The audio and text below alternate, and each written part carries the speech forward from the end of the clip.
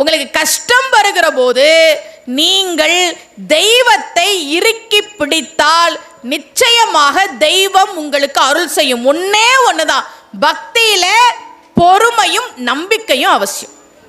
கோவில்ல போய் 2 விளக்கு போட்டுட்டு சீக்கிரம் கல்யாணம் பண்ணி வச்சுடு முருகா, 2 விளக்கு போட எனக்கு வேலையை வாங்கி கொடுத்துரு முருகா, அப்படி இல்லை.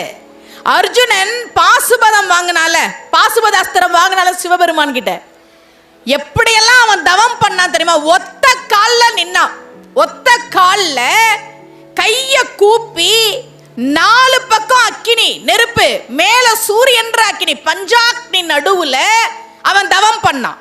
அப்படி அர்ஜுனன் தவம் பண்ணும்போது யானை மாடெல்லாம் அந்த பக்கமா போனதை என்ன பண்ணுச்சான், கல்லுன்னு நினைச்சா அவன் மேல வந்து உடம்ப உரசிச்சான்.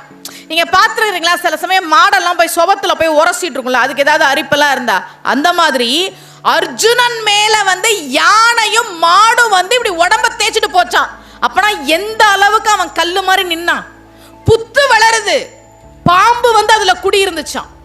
இந்த கொடி என்ன பண்ணுச்சான், மரம்னு நினைச்சா அவன் மேல ஏறிச்சான். அப்படியெல்லாம் நின்னுதான் அர்ஜுனன் பாசுபத அஸ்திரத்தை வாங்கினான். சூரபதுமன் வரம் வாங்கினானா சும்மா வாங்கினானா? எத்தனை ஆண்டு காலம் தவம் இருந்து சூரபதுமன் வரம் வாங்கினான். முருகனுடைய வரலாறு நமக்கு சொல்லக்கூடியது ஒன்னே ஒண்ணுதான், அநீதி என்றைக்குமே ஜெயிக்காது. ராமாயணமும் அதை தான் சொல்லுது, மகாபாரதமும் அதை தான் சொல்லுது.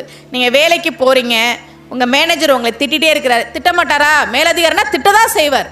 எதிர்த்து பேச முடியுமா நம்மளால? சரிதான் போயா அப்படின்னு வேலையை விட்டுட்டு வரணும்னு தோணும். விட்டுட்டு வந்துட்டு அடுத்த வேலை சாப்பாட்டுக்கு, பிள்ளைங்களுக்கு ஸ்கூல் ஃபீஸ் கட்டணுமே, இஎம்ஐ கட்டணுமே. முதலாளி திட்டும் போது தலையை குனிஞ்சுக்கிட்டு கண்ணீரை அடக்கிட்டு நிப்போல, மனசுக்குள்ளேயே திட்டிட்டு எல்லாருக்கும் உண்டு அந்த நிலைமை. அந்த நிலைமையெல்லாம் மாறுறதுக்கு தான் நமக்கெல்லாம் ஆன்மீகம் என்பது தேவையாக இருக்கிறது. நிறைய தெய்வங்களை எப்படி கும்பிடணும் அப்படின்றத நாம தெரிஞ்சு